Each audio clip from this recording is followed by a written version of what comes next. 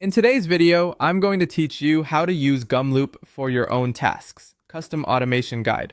First, head to gumloop.com. Sign up with Google or your email, verify your account, and open the dashboard. That's your command center, and it's worth taking a moment to get oriented before you build. Spend 10 to 15 minutes exploring the interface. Focus on the workflow builder, where you actually create automations. Look at steps or blocks, which are the individual actions Gumloop performs. Notice triggers, which start an automation, and variables, which store and pass data between steps.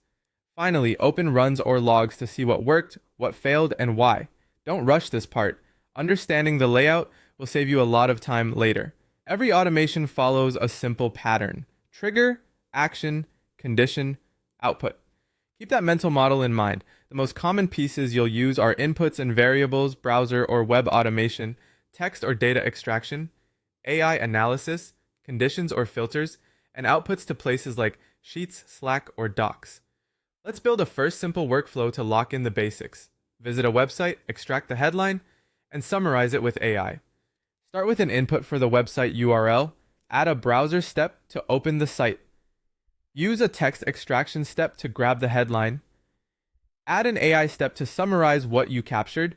Finish with an output step to save the result or send it where you need it.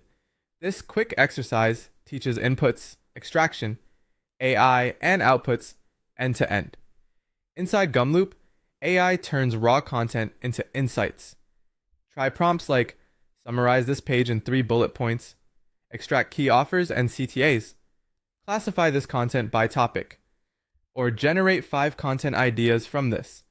The clearer and more specific your prompt, the better the results.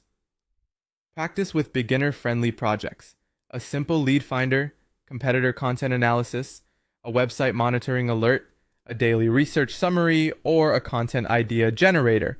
Build one small project at a time so you can iterate confidently. When something breaks, that's normal. Check the run logs to pinpoint the failing step. If pages load slowly, add wait or delay steps. Use precise selectors for the elements you click or extract. Test with a single input first, then scale. Simplify complex sequences until they're reliable. Most early errors come from pages not being fully loaded. Follow best practices. Add short delays between actions. Avoid aggressive scraping. Respect website terms.